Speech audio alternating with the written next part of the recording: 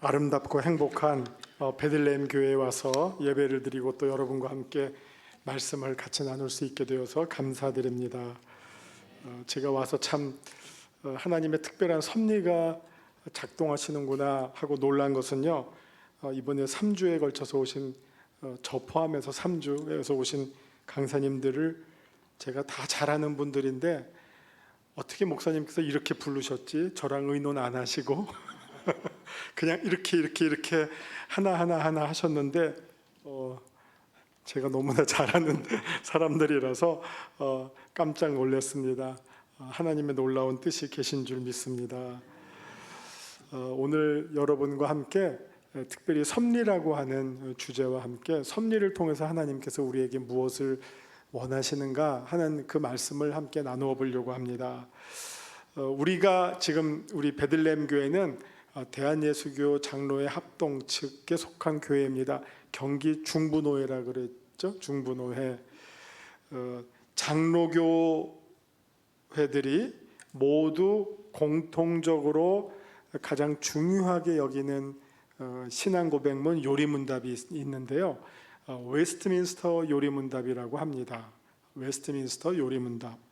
이 웨스트민스터 요리문답은 약 한 17세기에 작성된 건데 수백 명의 신학 당대에 내노라 하는 장로교 신학자들이 모여서 우리 교인들에게 어떻게 우리의 믿음의 가장 핵심적인 내용들을 가르칠까 해서 만든 교육용 신앙 고백서입니다.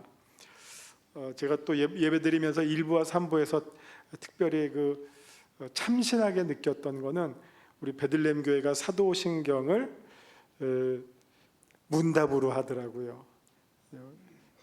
왜 문답으로 하시는지는 아시는지는 모르겠지만 원래 사도신경은 모든 요리문답의 핵심입니다. 모든 요리문답의 DNA가 사도신경에 있고요. 세례를 주고자 하는 사람에게 세 가지를 물었던 거예요. 일단 세례받는다는 것은 무엇이냐? 공식적으로 그리스도인이 되는 거거든요. 그래서 교회에서 성도수를 할 때 출석교인도 중요하지만 제일 중요한 것은 재적 성도인데 재적 성도는 세례교인의 숫자예요. 이 교회에 있는 세례교인의 숫자가 몇 명이냐? 그게 그 교회의 공식적인 성도, 신도의 수를 의미하기 때문이에요. 그런데 우리 그리스도인이 공식적인 성도가 되는 단계에 세례를 받게 되는데 세례를 그냥 주는 게 아니라 뭔가 확인을 하고 주었어요. 그리고 또 확인하기 위해서 확인할 거를 가르쳐주고 주었어요. 세 가지 질문이죠. 우리가 믿는 삼위일체 하나님에 대해서 제대로 알고 있는가? 성부 하나님에 대해서, 성자 예수 그리스도에 대해서, 성령 하나님에 대해서. 그래서 이걸 알아야지 그리스도인이라고 인정을 받고 이걸 믿어야지 정상적인 그리스도인이라고 우리가 여겨서 세례를 주었던 것이거든요. 그래서 물었을 때 답을 또 우리가 한번 퀴즈다 이런 게 아니잖아요. 이 묻는 것은 가르쳐주기 위한 물음이기 때문에 물음과 답변, 물음과 답변, 물음과 답변. 성부 하나님 누구십니까? 어떤 하나님이십니까? 성자, 성령. 그래서 묻고 답하고 했던 거죠. 그거를 예배 때 여러분들이 하시더라고요. 그래서 참신했어요. 좋은 거예요. 잘하시고 있는 거예요. 아주 참. 자, 근데 사도신경에서 말했던 삼위일체 하나님에 대한 신앙 고백을 쭉 확대시키면 요리문답이 나와요. 물론 그 안에는 주기도문도 들어가고 십계명도 들어가고 세례성찬이 들어가지만 어쨌든 가장 핵심적인 거는 사도신경에서 고백하고 있는 내용을 확장시키면 요리문답이 되는데 웨스트민스터 요리문답의 질문과 답은 195 내지 6이라고 해요. 그 많은 190 거의 200개에 해당하는 꼭 우리 그리스도인들이 알아야 할 중요한 교리의 내용, 중요한 교리. 그래서 요리가 되거든요. 음식하는 요리가 아니라 중요한 교리해서 요리문답. 묻고 답하고 해서 요리문답인데 그것에서 첫 번째 질문이 우리 사람의 제일 가는 목적이 무엇입니까? 쉽게 말하면 우리 인생의 으뜸되는 인생의 목적이 무엇입니까 하는 질문이에요. 모든 질문을 통틀어서 이 질문이 첫 번째 질문이에요. 우리 아마 교회 다니시면서 많이 들어보셨을 거예요. 인생의 제일 가는 목적이 무엇입니까? 하면 하나님을 영화롭게 하고 영원토록 하나님을 즐거워하는 겁니다. 이게 답이에요. 이렇게 들으면 그렇지 뭐 그런 거지 하겠지만 조금 생각을 해보면요, 왜 이 답이 아닐까라고 떠오르는 게 있을 수도 있어요. 왜 이 답이 아니고 이거지? 그럼 왜 이 답이 아니라고 하는 것은 무엇인가? 예수 믿고 구원받는 거예요. 우리가 신앙생활, 여러분 이 자리에 계신 분들에게 물었을 때 왜 교회 나오세요? 축복받기 위해서 한번 혼날 거예요 아마. 내심은 그래도 그렇게 막 대놓고 말하는 교회는 많지는 않아요. 뭐 있긴 있지만 많지는 않아요. 그게 전면에 나오지는 않죠. 주로 우리가 많이 강조하는 게 예수 믿고 구원받기 위해서요, 천국 가기 위해서요. 그래서 우리가 예수 믿는 거죠. 사망으로 끝나고 영벌이 아니라 영생을 얻기 위해서. 모든 사람이 죄를 범하였어 하나님의 영광에 이르지 못하고 죄의 삭시 사망이라서 다 죽을 수밖에 없고 영원한 하나님의 저주 가운데 있던 우리가 예수 그리스도의 대속의 은혜로 다 구원받고 천국 가는 거, 이거 하나님의 제일 메인 프로그램이 아니냐. 그래서 우리가 예수 믿는 이유도 예수 잘 믿고 천국 가는 거다. 아마 열이면 열 다 아멘하고 그걸로 대답을 할 텐데, 왜 웨스트민스터 요리문답은 그걸로 답을 정하지 않고 다른 답을 말하고 있을까요? 그것을 몰라서? 사실 성경 여기저기 펼치면 예수 믿고 구원받자 한 부자 청년이 와서 예수님한테 질문을 하고, 어떻게 하면 영생을 얻겠습니까? 뭐 구제해, 이런 거 다 구제하고 지켜라 했더니 저 그거 다 했는데요, 뭐 이런 거 있잖아요. 하여튼 모든 가장 우리 인생의 가장 결정적인 질문, 숙제, 구원받는 거란 말이에요. 근데 왜 웨스트민스터는 그렇게 안 했을까? 거기에 깊은 뜻이 담겨 있다고 하는 그 사실을 우리가 알아야 한다는 겁니다. 예수 믿고 구원받는다는 게 중요하지 않다는 게 아니에요. 그것도 중요하지만 만약 키를 잰다면 더 중요한 거, 더 우선적인 거, 더 결정적인 게 뭘까 하는 거죠. 우리가 뭔가 어떤 문제를 했을 때 위에 거 더 결정적인 거 하면 거기에 이제 줄줄이 따라오는 거 있잖아요. 근데 밑에 거 하면 그걸 해결했어도 위에 숙제가, 다음 숙제가 계속 남아있어. 그 다음 또 해야 되지만 뭐 하나를 딱 하면 아래 거는 저절로 쫙 풀리는 거. 지금 그 문제예요. 제가 볼 때 만약 순서를 매기자면 제일 결정적인 게 웨스트민스터 요리문답에서 답하고 있는 하나님을 영화롭게 하고 영원토록 즐거워하는 게 제일 중요한 것이라면, 그 다음 거를 말하면 그게 예수 믿고 구원받는 거라고 말할 수 있겠죠. 그렇다고 성경은 뭐 교리책이 아니니까 이게 제일 중요하고 그 다음은 요거다 이렇게 말하지는 않죠. 이때는 이게 제일 중요한 것처럼, 저 때는 저게 제일 중요한 것처럼 여기저기에서 여러 방면으로 우리에게 모든 것들을 다 가르쳐 주시죠. 순서를 매기는 책은 아니란 말이에요. 그냥 이렇게도 설명해주고 저렇게도 설명해주고. 그러다 보니까 이걸 우리가 가지고 올 때 저마다 그냥 순서를 매겨서 뭐가 제일 중요하냐, 그 다음이 뭐냐, 그 다음이 뭐냐, 이 순서가 바뀌기도 한단 말이죠. 그런데 왜 이렇게 했을까? 한번 여러분 곰곰이 생각해 보시면요, 여러분이 만약 하나님을 영화롭게 하는 삶을 열심히 살고 여러분의 매일의 일상 가운데서 하나님을 정말 즐거워해요. 우리 아는 찬송처럼 구주를 생각만 해도 내 마음이 좋거든, 그 얼굴 배울 때야 얼마나 좋으랴.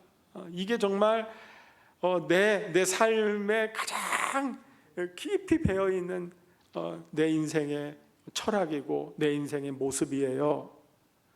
그렇게 살면 뭐가 따라올까요? 구원이 따라오죠. 그렇게 사는 사람에게 하나님께서 잠깐 한번 내가 너 체크해 봐야 되겠다, 요거 구원 받을까 못 받을까, 또 그러실 것 같으세요? 하나님이 묻지도 따지지도 않고 그렇게 살면 그냥 패스죠, 패스. 자, 이걸 성경은 어떻게 말하고 있습니까? 마태복음 6장 33절 보시면 먼저 그의 나라와 그의 의를 구하라. 먼저 하나님의 나라와 하나님의 의를 구하라. 그리하면 이 모든 것, 우리가 가장 집착하고 우리가 먼저 우선으로 내세우고 싶은 그 모든 것들을 그러하면 다 우리에게 주신다고 하잖아요. 순서의 문제거든요. 그런데 우리는 끊임없이 나의 나라와 나의 의를 먼저 구하는데 전념하고 있어요. 그게 나의 생각을 지배하고 있어요. 지구는 언제나 나 중심으로 돌아요. 나 중심의 사고에서 벗어나기가 쉽지 않아요. 심지어 예수를 믿는다고 하더라도. 그래서 초대교회의 아주 유명한 교부 아우구스티누스, 어거스틴이라고 하는 사람은 우리가 하나님을 향해서 갖는 태도를 두 가지로 구분을 해서 딱 설명했어요. 사용과 향유. 향유라고 하면 이제 어려운데, 하나는 하나님을 이용하는 사람이 있는가 하면 또 다른 사람은 하나님을 즐기는 사람이 있다. 근데 진짜 신앙은 하나님을 이용하는 게 아니라 하나님을 즐기는 사람이다. 하나님을 이용할 때는 주어가 누굽니까? 나예요. 내가 하나님을 나의 목적을 위해서 갖다 쓰는 거예요. 갖다 부려요. 이게 뭐 사실 성경에서 그런 경우가 많이 있지만 우리가 또 그렇게 할 수밖에 없기도 해요. 하나님 아파요. 내가 나를 고쳐주세요. 하나님 나 시험 봐요. 합격해야 돼요. 하나님 나 굶어요. 뭐 주세요. 안 할 수가 없죠. 내 문제를. 그걸 하나님이 모르십니까? 아심에도 불구하고 하나님이 우리에게 질서를 가르쳐 주시면서 우리에게 훈련을 시켜주셔요. 신앙이 뭐냐? 신앙은 나 중심으로부터 하나님 중심으로 내가 바뀌는 거예요. 나 우선에서 하나님 우선으로 바뀌는 거예요. 그래서 나의 의와 나의 나라, 나의 세상, 나의 것을 먼저 구하는 것이 아니라 하나님의 것을 먼저 한번 구해봐. 그러면 네가 필요한 것 자연스럽게 줘. 이걸 자꾸 연습하면 우리가 학습을 통해서 그걸 깨닫게 되거든요. 아, 내가 또 잔머리를 굴렸구나. 내가 또 조급했구나. 내가 또 내 욕심을 부렸구나. 근데 하나님께서 또 이렇게 해주셨구나. 아, 이제는 그렇게 하지 않고 한번 견뎌봐야지. 이겨봐야지.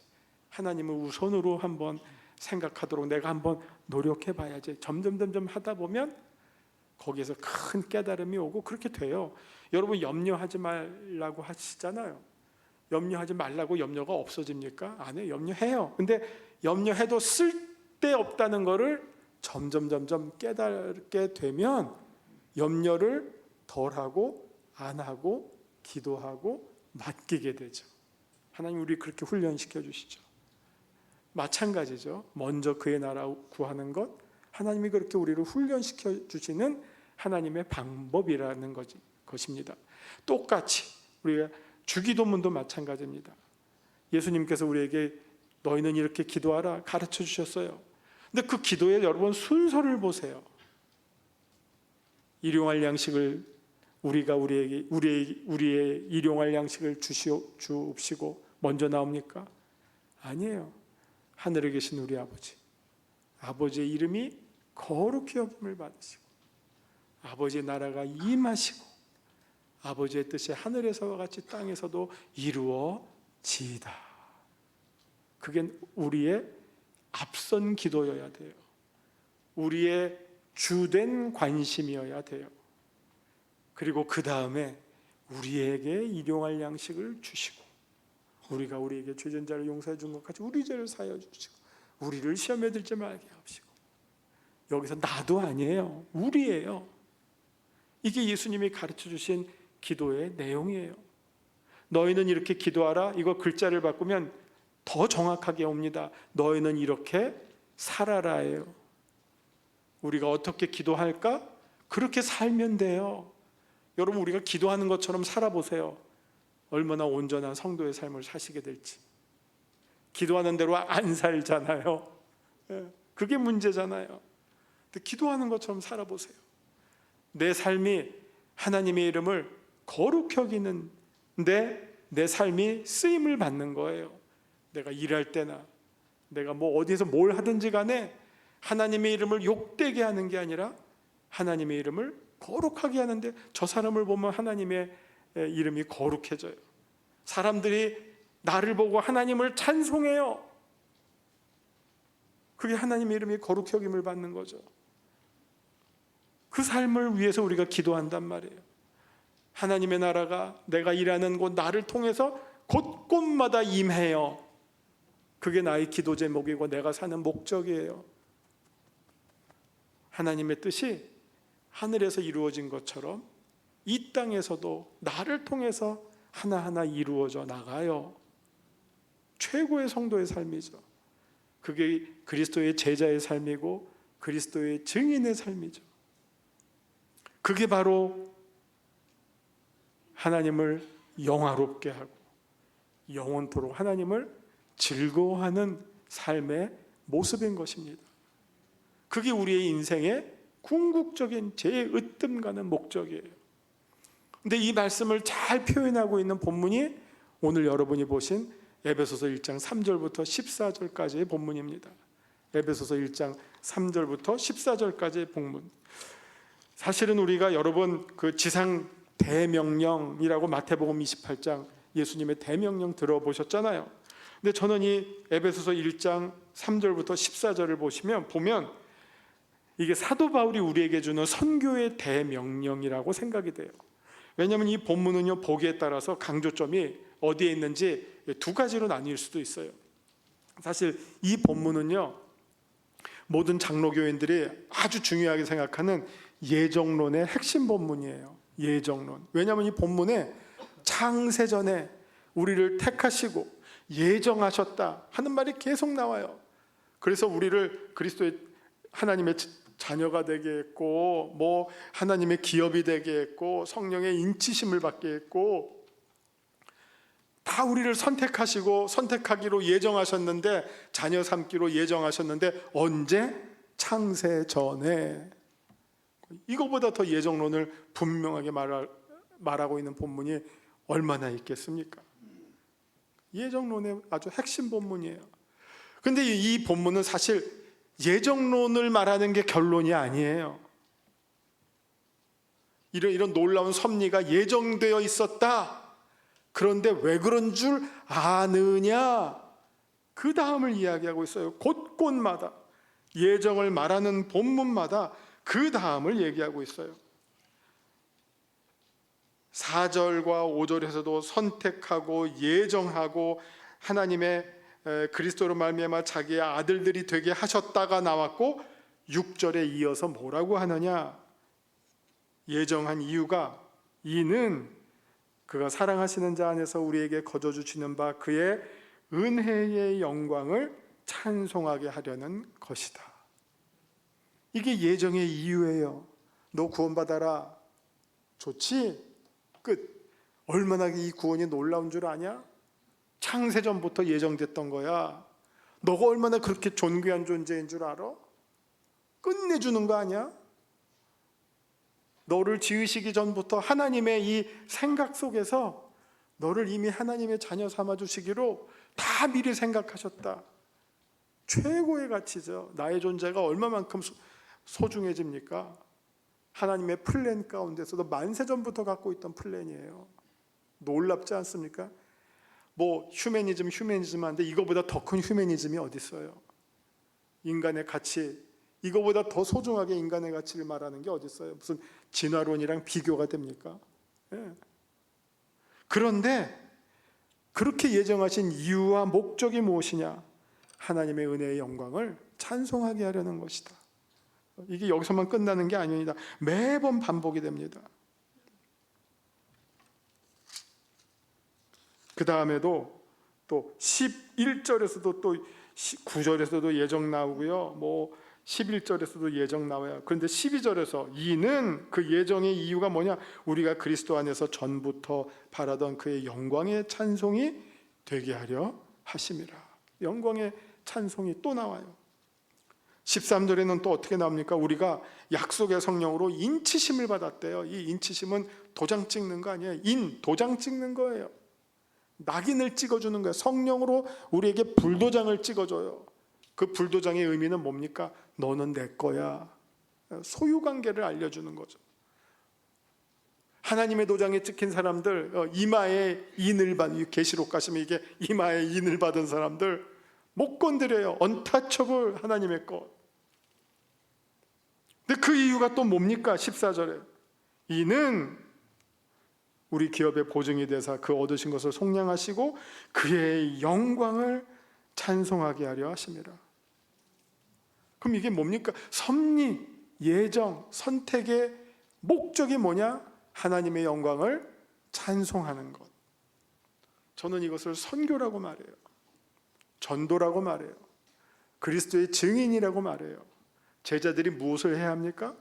하나님을 영화롭게 하고 영원토록 하나님을 즐거워하는 사람들이 그리스도의 제자고 그리스도의 증인이라는 거죠. 오늘날의 선교는 말로만 하는 선교는 이제 거의 불가능해요. 왜? 사람들이 그거를 피곤하게 생각해요. 자기를 방해한다고 생각해요. 소음공해라고 생각해요. 심지어 업무 방해라고 생각해요. 우리가 이런 시대를 살고 있어요. 잘 안 돼요, 이제 그거는. 그래서 이번 제4차 로잔대회가 9월 22일서부터 28일까지 한국 서울 송도에서, 이제 인천 송도에서 열리거든요. 5,000명이 전 세계에서 와요.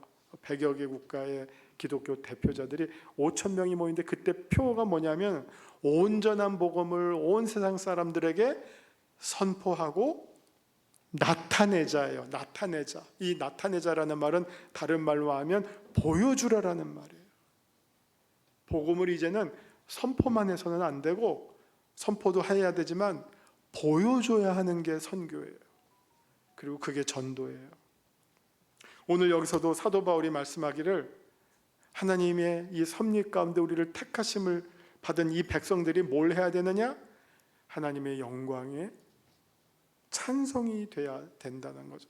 찬송은 목소리로 우리 성가대만 찬송하는 게 아니라 우리 모두의 삶이 하나님의 영광을 드러내는 삶, 목소리로 하면 찬송이고 삶으로 하면 증거고, 그렇죠? 보여주는 전도, 보여주는 선교. 그래서 교회도 선교하는 교회가 되어야 되겠지만, 신도들도 성도들도 보여주는 성도가 되어야 해요. 그럼 뭘 보여주느냐? 교회는 천국의 모델하우스예요. 이 세상 사람들에게 천국을 어떻게 보여주겠어요? 천국은 어떤 곳이다? 베들레헴 교회를 봐봐. 이게 천국의 모델하우스야. 성도의 교제들, 성도들이 어떻게 지내는지를 봐. 이들이 집에서 어떻게 살고, 직장에서 어떻게 하고, 교회에서 어떻게 하는지를 봐. 그게 천국이야. 천국을 다 보여줄 수는 없지만 모델하우스라고 생각하면 돼요. 교회가 그렇다면 성도는 뭘까요? 어떨까요? 성도는 빌립이라고 하는 제자가 예수님께 하나님을 보여주세요 했더니 예수님 뭐라고 대답하셨죠? 나를 본 자는 곧 아버지를 보았거늘 왜 아버지를 보여달라고 하느냐? 똑같아요. 아마 주위에 있는 사람들이, 어떤 사람은 예수에 관심이 없을 수도 있겠지만 어떤 사람은 관심이 있을까 말까 할 수도 있고요, 있을 수도 있어요. 그들에게 나의 삶이 예수님을 보여주는 삶을 산다면, 나는 예수님을 보여주는 삶을 산다면 그게 전도죠. 여러분, 사명문에 예수처럼이란 말이 나오더라고요. 사명 선언문에 예수님처럼. 예수님처럼 나오더라고요. 맞죠? 예수님처럼. 그래서 저는 우리 그리스도인들이 이 땅에 살면서 들을 수 있는 최고의 찬사, 존경 받을 수 있는 말이 무엇일까요?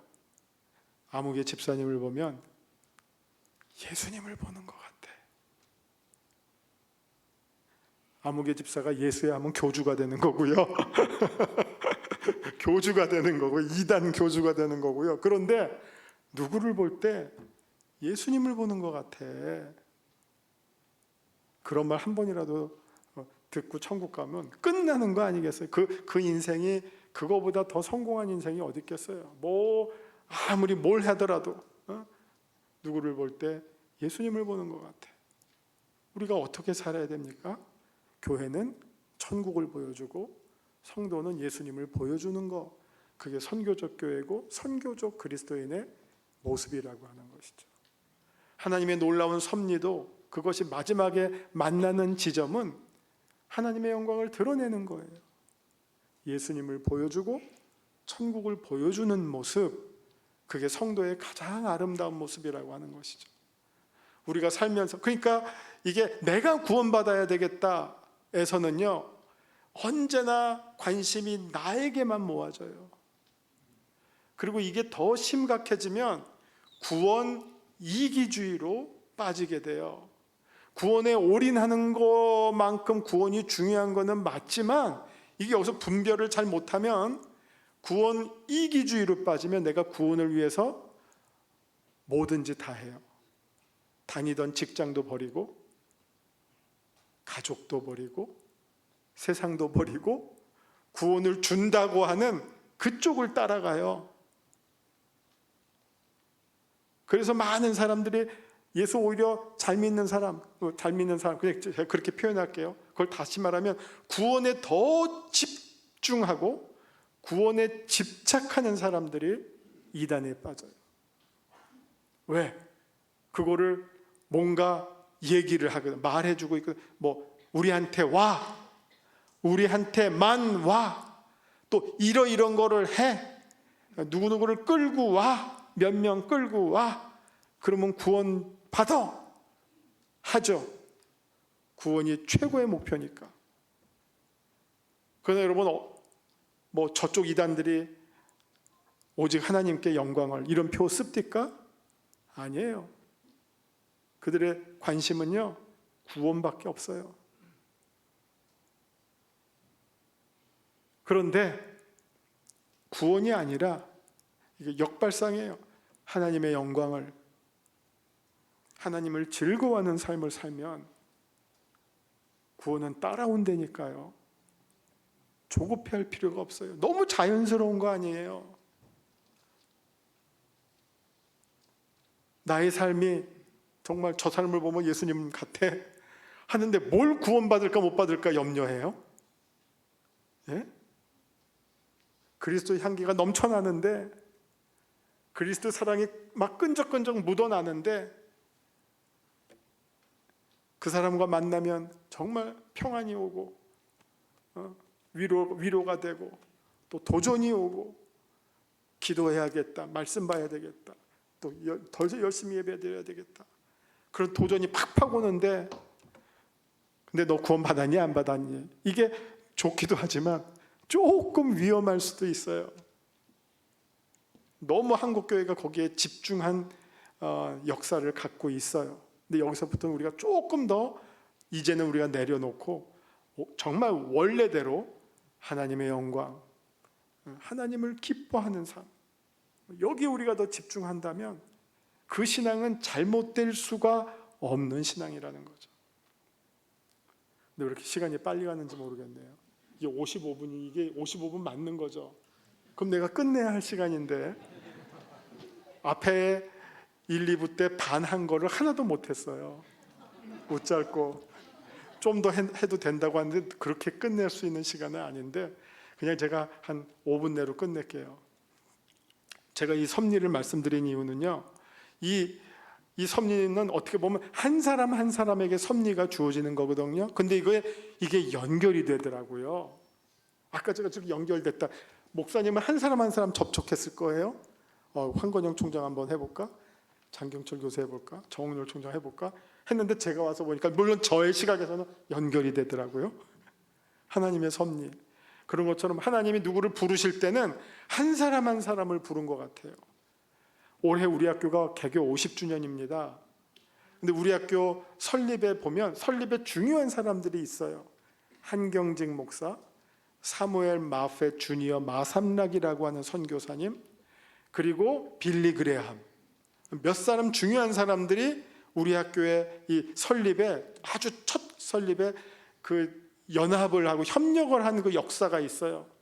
근데 그 역사가 50년 전이라고 해서 50년 전이 아니라 길게 보면 1890년 평양, 1916년 상해까지 소급이 돼요. 1890년에 우리나라 장로교 선교사로 사무엘 마포 삼렬이라고 하는 장로의 그 평양 장로교 신학교를 세우고 초기 여러분 이기풍 돌 맞으면서 전도해서 회심시킨 선교사 있잖아요. 그분이 사무엘 마펫이에요.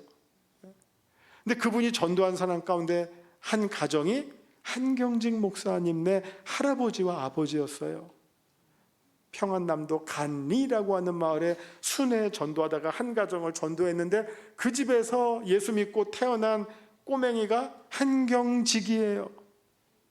그 한경직이 거기서 예수 믿고 선교사가 세운 평양 숭실학교 졸업하고 프린스턴 갔다가 한국에 목회자로 와서 많은 일을 하게 되는 가운데 아세아 연합신학대학교를 처음으로 세운 초대 이사장이 됐고요. 그 사무엘 마펫의 다섯 아들 가운데 셋째 아들이 사무엘 마펫 주니어 마삼락이라고 하는 사람이 평양에서 외국인 학교를 고등학교 다니고 미국 시카고 휘튼 대학에 갔다가 프린스턴 예일에서 공부하고 다시 중국 갔다가 한국으로 왔을 때 우리 아세아연합신학교 초대 학장이 됐고요. 1916년 상해에 파송됐던 미국 북장로교 의료 선교사 부부가 거기서 난 딸이 있어요. 룻 그레함이라고. 룻 그레함이 평양 외국인 학교에 다닐 때 사무엘 마펫 주니어와 같이 공부하고 미국 휘튼에서 같이 공부하다가 거기서 빌리 그레함을 만나서 빌리 그레함과 결혼해서 저 결혼 사진 룻 그레함과 빌리 그레함이에요. 룻 벨과 빌리 그레함이 결혼해서 룻 그레함이 되는데, 그래서 빌리 그레함이 우리 학교를 세울 때 1973년 여의도에서 100만 명 전도 집회를 하고 그때 모아진 10만 불의 헌금을 우리 학교 설립 자금으로 기부를 해서 세워지는데, 우리 학교에 대한 애정은 한국 교회에 대한 애정을 저 룻 그레함을 통해서 얻게 됩니다. 6.25 전쟁이 났을 때 룻 그레함이 여보 한국 버리면 안 돼, 대통령에게 전화해서 꼭 한국을 살리도록 해서 왜? 그 여자는 한국에서 10대를 보냈거든. 평양이 예루살렘이었다는 것을 느끼고선 자랐던 여자거든요. 근데 한국이 버려지면 안 되잖아, 공산화되면 안 되잖아요. 그래서 남편한테 재촉을 해서 빌리 그레함이 트루먼 대통령에게 전화를 해서 유행군이 파병하도록 11초 동안 고민하다가 전화 받고 결정한 게 트루먼의 자서전에 나와요. 자, 이 하나의 단편적인 이야기도 제가 좀 시간 없어서 이렇게밖에 못하는데, 이런 각각 한 사람 한 사람의 만세 전에 계획하신 일들이 만나서 적어도 우리에게는 우리 학교의 설립으로 세워졌고, 우리 학교는 여러분 보니까 윌리엄 팔마도 있었더라고요. 윌리엄 팔마 아세요? 필리핀 친구. 네. 우리 학교는 이렇게 아시아에 있는 지도자들을 한국으로 데려다가 전액장학금으로 공부시켜서 그 나라의 교계 지도자, 그 나라의 신학교 교수, 총장으로 다시 파송시키는 일들을 해요. 그래서 그 한 사람이 여기 왔을 때는 그냥 험불하고 평범한 청년으로 왔지만 돌아가서 사역을 할 때는 30배, 60배, 100배, 1000배, 만배의 열매를 얻어서 그 사람이 수많은 기독교 학교의 총장이 되고 신학대학의 총장이 되는 이런 역사가 수십 년 동안 있어 왔어요. 하나님께서 부르시고 택하시고 세워주신 열매가 이렇게 선교의 열매로 귀하게 나타난다 하는 말씀을 드립니다. 그래서 여러분들이 기도로 후원하시고 또 물질로 후원하시고 또 주변에 여러분 전도를 통해서 뿌려진 선교의 씨앗들이 하나님께서 어떤 열매를 맺으실지 그건 아무도 모르는 일이에요. 정말 한 알의 미리알이 죽을 때 많은 열매를 맺는 것처럼 하나님의 섭리 가운데 나타나는 그 귀한 열매들을 여러분들이 목격하고 그 열매들을 거두는 데 증인이 되시기를 주님의 이름으로 축원합니다. 더 할래야 더 할 수가 없습니다. 집에 가셔야죠. 자, 이제 우리